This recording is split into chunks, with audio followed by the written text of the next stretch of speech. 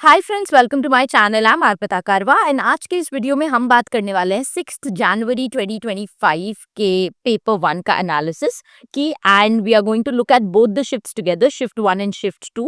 And I am going to assure you कि जितने भी क्वेश्चंस मेरे पास स्टूडेंट्स से आए हैं उन सबको ऑर्गेनाइज करके, क्लब करके डिफरेंट यूनिट्स में I have made this analysis and I am presenting that to you. And that is the reason why we are releasing it a little late, because I wanted कि जितने भी students हैं सबसे बात करके almost all 50 questions should be there on your screen.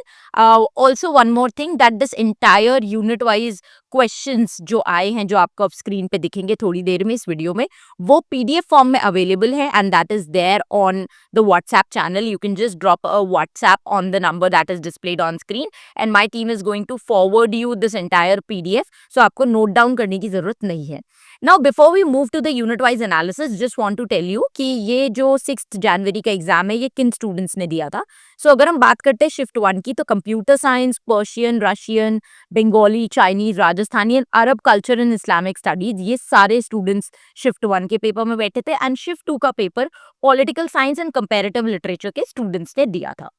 Now let us look at the unit wise analysis and what I am going to do is कि जैसे जैसे मैं हर टॉपिक की बात करूंगी साथ में मैं मेरी जो यूजीसी नेट पेपर 1 की बुक है जिससे काफी सारे स्टूडेंट्स ने प्रिपेयर किया है इस बार, उसके स्क्रीनशॉट्स दिखाऊंगी ताकि जो स्टूडेंट्स आने वाले जून अटेम्प्ट की तैयारी कर रहे हैं दे कैन नो कि कौन से पेज नंबर को, कौन से एरिया को रेफर करना है एंड कैसे उनको अपनी तैयारी करनी है. Okay, because a lot of students are coming to me and asking me कि मैम ये पेपर तो हो गया, now we want to appear for June exam, so how should we start studying? So just to highlight the most important areas जहां से इस बार questions देखे गए हैं and repeatedly काफी सारे shifts में देखे गए हैं, I have incorporated screenshot of my book ताकि मैं exactly बता पाऊँ कि अगर आप ये portions पढ़ के जा रहे हैं तो आप बहुत आसानी से उन questions को handle कर पाएंगे. तो चलिए चलते हैं 6 जनवरी शिफ्ट 1 की बात करते हुए for unit number 1 teaching aptitude. तो शिफ्ट 1 में हमें cognitive theory and cooperative learning theory से क्वेश्चन देखने को मिला था. नाउ दिस डजंट मीन कि आप जो बाकी थ्योरीज है जो मैंने चैप्टर 2 के अंदर डिस्कस करी अपने बुक में वो आप छोड़ के जाएंगे, बिकॉज हर शिफ्ट में ये ट्रेंड चेंज होता रहता है. किसी शिफ्ट में वो बिहेवियरल लर्निंग थ्योरी से पूछेंगे, किसी शिफ्ट में कॉग्निटिव थ्योरी से. So you have to prepare yourself for all the theories that you can see on your screen. Okay, then they have asked question from transfer of learning, low and high road learnings क्या होती है, and then one question that they have been repeatedly asking in this entire January का attempt is teaching software. So basically इन्होंने teaching aptitude and ICT को integrate करके question बनाया, ये section बनाया जिसमें मूडल और ऐसे बहुत सारे टीचिंग सॉफ्टवेयर है जहां से ये क्वेश्चंस पूछ रहे हैं. सो इंश्योर करिए कि जो कॉन्सेप्ट कैप्सूल मैंने आपको बुक में दे रखा है इन चैप्टर नंबर 3 उसे आप जरूर रेफर करके जाए.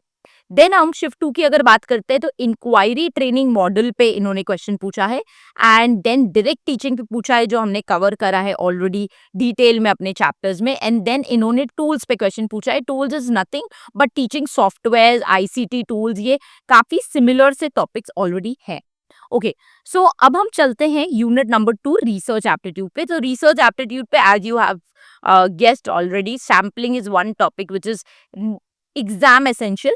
एक और चीज यहाँ मैं बताना चाहूंगी कि यूजीसी नेट में बहुत सारे ऐसे टॉपिक्स हैं जो बार बार पूछे जा रहे हैं और जो हर साल पूछे जाते हैं.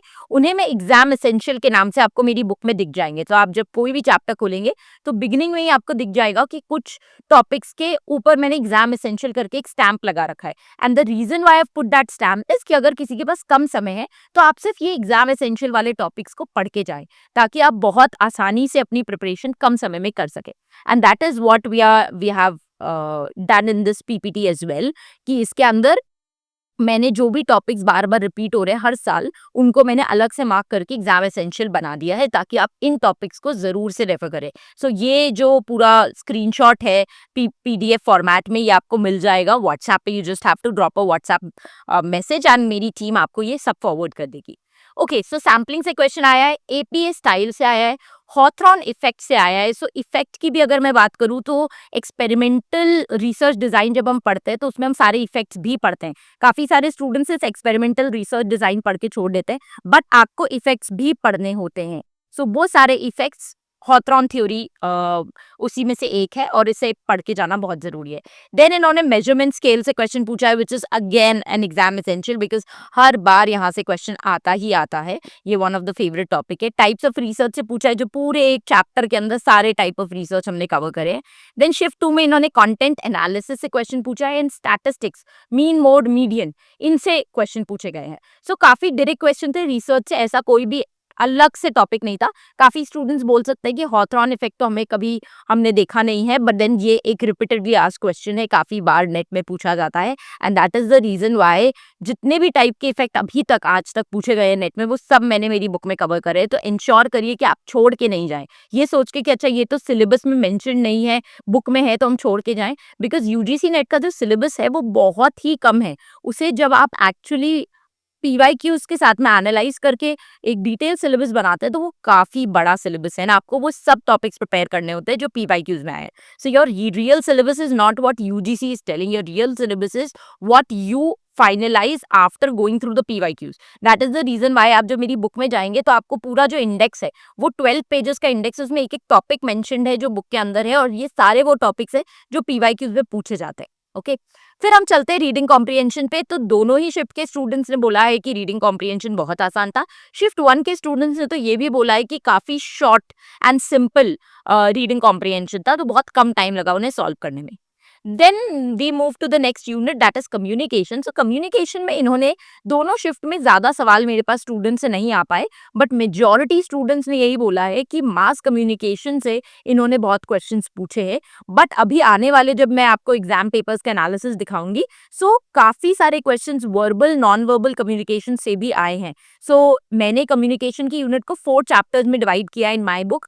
Fourth chapter is mass communication, that is chapter number 14 in the book. But इसका मतलब ये नहीं है कि आप सिर्फ 14th चैप्टर पढ़ के जाएंगे, आप चैप्टर 11, 12, 13 को स्किप करके जाएंगे, बिकॉज बाकी जो शिफ्ट्स हैं, बाकी जो पेपर्स आए हैं 7th जनवरी का, 8th जनवरी का, उसमें इन्होंने वर्बल नॉन वर्बल से भी क्वेश्चंस पूछे। दैट मीन्स उन्होंने बाकी चैप्टर्स को भी टच अपॉन किया है। Then we move to unit number 5 mathematical reasoning. So mathematical reasoning में काफी डायरेक्ट क्वेश्चंस थे, जो हर साल का ट्रेंड है वैसे ही थे। एक जो थोड़ा सा डिफरेंट क्वेश्चन देखने को मिला वो शिफ्ट 1 में डायरेक्शन का था, बिकॉज डायरेक्शन ये लोग बार बार नहीं पूछते हैं, but direction again is a topic that is there in the syllabus and also ये लोग हर साल 2-4 शिफ्ट में ये पेपर में डालते ही हैं। देन इन्होंने मीन से क्वेश्चन पूछा है, that is average. Coding decoding से क्वेश्चन पूछा है, जो इनका ऑल टाइम फेवरेट है, वहां से क्वेश्चन आता ही आता है। एंड देन एक थोड़ा सा आउट ऑफ सिलेबस टॉपिक था, that is algebra based question. इन्होंने ए क्यूब प्लस बी क्यूब का फॉर्मूला पूछा था। इसके लिए बहुत इंपॉर्टेंट है कि आपको क्यूब रूट्स पता हो, जो ऑलरेडी मैंने एक टेब्यूलर फॉर्म में बुक में गिवन करा है, ताकि आप उसको बार बार रिवाइज कर सके। सो आप अगर मेरी बुक से प्रिपेयर कर रहे हैं तो मेक श्योर कि आप उस पेज को मार्क कर लें अलग से, और रोज रोज सुबह जब आप प्रिपरेशन शुरू करते हैं उससे पहले सिर्फ उस उस टेबल को जरूर रेफर करें। इसके अलावा I would also want to tell you कि बहुत सारे स्टूडेंट्स ने ये बोला है कि उनको रिविजन के टाइम पे क्या करना चाहिए एग्जाम के। सो आप जब मेरी बुक रेफर करेंगे तो हर चैप्टर के बाद में मैंने एक पेज के अंदर समरी दी है, जितने भी इंपॉर्टेंट पॉइंट्स है उस चैप्टर के, उन सबको एक जगह कोलेट कर दिया है एंड उससे मैं एग्जाम हाइलाइट्स और चैप्टर हाइलाइट्स बोलती हूँ। सो इंश्योर करिए कि आप चैप्टर हाइलाइट्स को एग्जाम में रेफर करके जाए, बिकॉज वहां से स्टूडेंट्स ने रिपोर्ट किया है कि डायरेक्ट 10-12 क्वेश्चंस पेपर में देखने गए हैं। सो वो एक एक पेज के अंदर आपके पूरे पूरे यूनिट्स की समरी है, सो ensure that you go through them. अब हम चलते हैं शिफ्ट 2 में। तो शिफ्ट 2 में इन्होंने नंबर सीरीज, जहां से ये हर बार पूछते हैं, अल्फाबेटिकल या नंबर सीरीज से क्वेश्चन आता ही है, अल्फाबेटिक कोडिंग से क्वेश्चन था एंड प्रॉफिट एंड लॉस से क्वेश्चन था। सो ये कुछ डायरेक्ट क्वेश्चन देखे गए इन मैथमेटिकल रीजनिंग। लॉजिकल रीजनिंग की बात करें तो इन्होंने स्क्वायर ऑफ ऑपोजिशन में कॉन्ट्ररी के ऊपर क्वेश्चन पूछा है। देन इन्होंने लॉजिकल इक्विवेलेंस पूछा है एंड फैलेसीज, जो अगेन इनका ऑल टाइम फेवरेट है। फैलेसीज से एक क्वेश्चन आता ही है, तभी मैंने डिटेल में फैलेसीज डिस्कस करी है अपनी बुक में। सो प्लीज इंश्योर कि आप लॉजिकल रीजनिंग में फैलेसीज, इनफॉर्मल फैलेसीज तो अच्छे से प्रिपेयर करके जाएं, और मैंने हर फैलेसी के साथ में आपको एक रियल लाइफ एग्जाम्पल दिया है, ताकि आप तुरंत उसको आपको रटना नहीं पड़े, आपको आराम से समझ आए कि वो फैलेसी बोलती क्या है। सो आप उसे जरूर प्रिपेयर करके जाए। शिफ्ट 2 की अगर हम बात करते हैं तो इंडियन लॉजिक, जो एक पूरा चैप्टर है अलग से, उस पे से क्वेश्चन आए हैं। Moods and figure, mood and figure इस बार हर शिफ्ट में रिपीट हुआ है। So this again becomes a very very important topic for you to cover. Data interpretation पे अगर हम चलते हैं तो दोनों ही शिफ्ट के स्टूडेंट्स ने बोला है कि इजी था, टेबल बेस्ड था। शिफ्ट 1 के स्टूडेंट्स को मिसिंग डीआई के ऊपर टेबल आई थी जिसमें उनको डेटा फिल करना था, वेयर एज शिफ्ट 2 में रेशियो एंड परसेंटेज वाले क्वेश्चंस ज्यादा थे। बट अगेन मैं ये बोलना चाहूंगी कि डेटा इंटरप्रिटेशन इजी है या डिफिकल्ट है ये लार्जली डिपेंड करेगा कि आपकी मैथ्स पे पकड़ कितनी है। अगर अच्छी पकड़ है तो आपको इजी लगेगा। काफी स्टूडेंट जिनका मैथ्स बिल्कुल भी स्ट्रांग नहीं है उनको इजी डीआई भी हार्ड लग सकता है, तो ये काफी सब्जेक्टिव डेटा होता है। सो आई वुड रियली वांट कि आप डीआई को मिस ना करके जाएं अगले एग्जाम के लिए अगर आप जून में की तैयारी कर रहे हैं, बिकॉज डीआई काफी इजी इस बार देखने को मिले हैं। द ओनली थिंग इज कि आपको रेगुलर प्रैक्टिस की जरूरत है। फिर हम चलते हैं यूनिट नंबर 8 आईसीटी पे। तो आईसीटी में शिफ्ट 1 के अंदर इन्होंने एंड्रॉइड डेवलपर्स पे क्वेश्चन पूछे हैं, which was a little out of the box because ये ऐसे क्वेश्चंस इन्होंने बहुत बार नहीं पूछे हैं। सो थोड़ा सा ये स्टूडेंट्स के लिए ट्रिकी था। देन इन्होंने काफी सिमिलर टॉपिक्स पे क्वेश्चन पूछे जो ये हर साल पूछते हैं। नंबर सिस्टम पे क्वेश्चन आया है, हाई लेवल लैंग्वेज पे क्वेश्चन आया है, देन ऑपरेटिंग सिस्टम के ऊपर क्वेश्चन आया है, मेमोरी के ऊपर क्वेश्चन आया है। आप एक चीज नोटिस करेंगे कि high level language, machine language पे ये लोग ऑलमोस्ट हर ऑल्टरनेट शिफ्ट में क्वेश्चन पूछ रहे हैं। सो ये टॉपिक को डिटेल में कवर करना बहुत जरूरी है। मेरी बुक में मैंने बहुत आराम से एकदम डिटेल में इस चीज पे बात करी है ताकि आप जब इसे पढ़ें तो आपको बहुत आसान भाषा में समझ आए कि high level language, machine language होती क्या है। सो प्लीज इंश्योर करिए कि ऐसे टॉपिक्स को स्किप मत करके जाइए। काफी सारे स्टूडेंट्स जिन्होंने मेरी बुक से पढ़ाई करी थी वो ये बोल रहे थे कि मैम हमने जब बुक ली थी तब हमें लगा था कि नहीं हम कुछ कुछ यूनिट्स छोड़ के जाएंगे बिकॉज वो हमें बहुत टेक्निकल लगते हैं, but then they were very happy to see कि बहुत real life and easy examples के थ्रू मैंने वो कॉन्सेप्ट्स पढ़ाए हैं। So they actually started loving those units even more. And the reason why I'm telling you this is that ऐसा नहीं है कि आपने अगर अपने दिमाग में एक बायस बना लिया है कि आईसीटी तो बहुत टफ है तो वो टफ ही है। इट इज जस्ट दैट कि आपने बहुत डिफिकल्ट वे में उसको पढ़ने की कोशिश करी है। मार्केट में बहुत सारी ऐसे रिसोर्सेज है, यूट्यूब पे बहुत सारे ऐसे टीचर्स हैं जो बहुत सिंपल भाषा में बड़े बड़े डिफिकल्ट कॉन्सेप्ट्स को समझाते हैं। सो प्लीज इंश्योर करिए कि आप उन सारे रिसोर्सेज, उन सारे टीचर्स की ऐसे बुक्स की हेल्प ले जहां से आपको आसानी से चीजें समझ आए। And it is not my idea to come here and tell you कि मेरी बुक लीजिए। आई वुड टेल यू कि आप कोई भी मार्केट की बुक लीजिए बट पढ़ के देखिए कि आपको किस बुक से बहुत आसानी से चीजें समझ आ रही है। बिकॉज एक अच्छी बुक वही होती है जो बड़े भयंकर कॉन्सेप्ट्स को बहुत सरल भाषा में आपके सामने प्रेजेंट कर दे। So that was shift 1। Shift 2 में अगर हम देखें तो दो बहुत ही प्यारे टॉपिक से इन्होंने क्वेश्चन पूछा है। वन इज साइबर अटैक जिसमें इन्होंने फिशिंग का कॉन्सेप्ट पूछा है। अगेन साइबर अटैक से हर साल ये लोग बहुत सारे क्वेश्चंस पूछ रहे हैं, तो this is one thing that you can not ignore. And जितने भी तरह के अटैक्स इन्होंने आज तक पूछे मैंने सबको बुक के अंदर समराइज किया है। And I will really want you कि इन पेजेस को जो आपके स्क्रीन के सामने अभी दिख रहे हैं इनको आप पढ़ना ना भूलें। देन इन्होंने स्टोरेज पे क्वेश्चन पूछा है। रैंकिंग बहुत जरूरी है, मैंने ग्राफिकल फॉर्मेट में ये आपको ऑलरेडी आपके सामने दे रखी है ताकि आपको आसानी से वो चीजें समझ आ पाए। आप डायरेक्टली वो जो इमेज है उसको देख के आप रिटेन कर पाए कि किस टाइप से स्टोरेज यूनिट्स की रैंकिंग है। सो इंश्योर करिए कि ये ग्राफ्स को आप जरूर देख के जाएं। फिर चलते हैं हम unit number 9 that is people development and environment. So अगर हम इसकी बात करें तो इन्होंने वाटर क्वालिटी पैरामीटर से क्वेश्चन पूछा है जो अभी तक पहली बार ये क्वेश्चन पेपर में देखा गया है। इन्होंने वाटर क्वालिटी पैरामीटर से अभी तक किसी शिफ्ट में क्वेश्चंस नहीं पूछे थे। So again something that they have been asking in August 2024 also, तो ये टॉपिक आपको पढ़ के जाना बहुत जरूरी है। देन इन्होंने बीओडी एंड सीओडी से क्वेश्चन पूछा है जो शिफ्ट 2 में भी पूछा गया है। And that is the reason why I would really want कि जो मैंने कॉन्सेप्ट कैप्सूल्स दिए हैं पोल्यूशन वाले चैप्टर में उसमें BOD, COD, DO that is dissolved oxygen, ये सारे टर्म्स बहुत अच्छे से आप प्रिपेयर करके जाएं। बिकॉज इतने सिंपल क्वेश्चंस यहाँ से आए थे कि अगर आपको नॉर्मल कॉन्सेप्ट पता है तो आप बिना ऑप्शन देके टिक कर सकते हैं, और अगर आपको बीओडी क्या होता है ये कॉन्सेप्ट ही नहीं पता तो बहुत आसान 2 नंबर आप अपने हाथ से गवा बैठेंगे। फिर एसिड बेस्ड पीएच वैल्यू के इन्होंने क्वेश्चन पूछा है कि एसिड बेस्ड अगर वाटर है तो उसमें पीएच वैल्यू क्या होती है, उसके अराउंड इन्होंने एक क्वेश्चन पूछा है। देन शिफ्ट 2 में इन्होंने न्यूक्लियर पावर प्लांट से क्वेश्चन पूछा है जहाँ पे न्यूक्लियर रिएक्शन पूछी गई है। Nuclear reaction again is a important topic that you should cover. Then इन्होंने लेक्स के ऊपर क्वेश्चन पूछा है, ओलिगोट्रॉफिक लेक पे क्वेश्चन पूछा है, अगेन ये वाटर पोल्यूशन से। तो इस बार अगर हम देखें तो यूनिट नंबर 9 में इन्होंने वाटर पोल्यूशन पे बहुत ज्यादा फोकस किया है, एयर पोल्यूशन से क्वेश्चन नहीं आया है। वहीं पे जब मैं 3 जनवरी का पेपर एनालिसिस आपके सामने रख रही थी यूट्यूब पे, which is already there in the playlist, I would really want you to go and check that out. वहां पे इन्होंने ज्यादा फोकस एयर पोल्यूशन पे दिया है।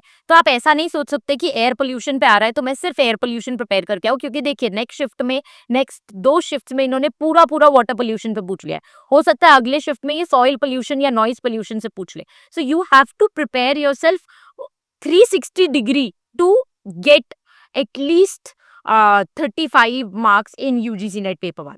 तो चलिए अब हम चलते हैं लास्ट यूनिट पे, यूनिट नंबर 10 हायर एजुकेशन पे। तो यहाँ पे अगर हम देखते हैं तो बड़ा ही कॉमन से क्वेश्चंस लेके गए थे। शिफ्ट 1 में इन्होंने वुड्स डिस्पैच से पूछा है, शिफ्ट 2 में इन्होंने हंटर कमीशन से पूछा है। तो दिस बेसिकली शोज कि आपको pre and post independence commission अच्छे से प्रिपेयर करके जानी है। एक पूरा चैप्टर है मेरी बुक में जिसका मैं इंडेक्स आपको दिखा रही हूँ, और ये जितने कमीशन आपको दिख रहे हैं आपकी स्क्रीन पे वो सारे आपको बाय हार्ट होने चाहिए, बिकॉज ये हर बार चेंज करते हैं। सर्जन कमीशन से भी क्वेश्चन आया है और इन्होंने मकाउलेज मिनट से भी क्वेश्चन पूछा है। तो सब तारे के कमीशन आपके बाय हार्ट होने चाहिए। देन ओपन यूनिवर्सिटी से भी दोनों शिफ्ट्स में क्वेश्चन देखे गए हैं। स्टेब्लिशमेंट ईयर ऑफ कॉलेज इन्होंने बी आर अम्बेडकर यूनिवर्सिटी और इनके क्रोनोलॉजी में पूछा है। तो अगेन स्टेब्लिशमेंट ईयर भी एक कॉमन टॉपिक है जहां से हर बार क्वेश्चन रिपीट हो रहे हैं। एंड शिफ्ट 2 में इन्होंने एनईपी 2020 से भी क्वेश्चन पूछा है।